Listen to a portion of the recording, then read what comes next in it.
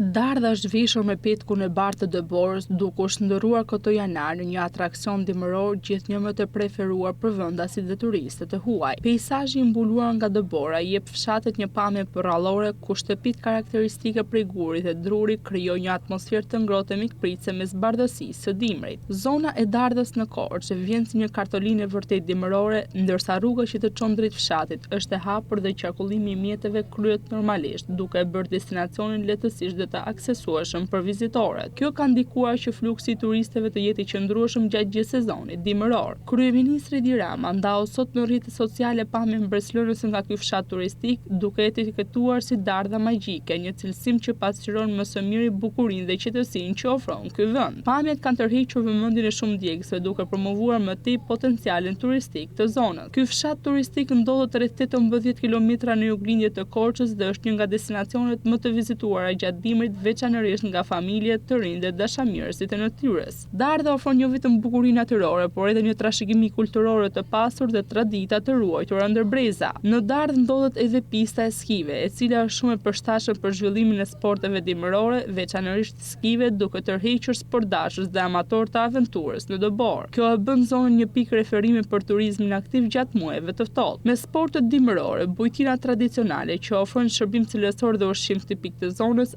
ajrin e pasur, natyrën qetë dhe mikpritjen karakteristike, Dardha mbetet një nga destinacionet më të veçanta në juglindje të vendit, duke afirmuar si një pikë të rëndësishme e turizmit gjithvjetor në Shqipëri.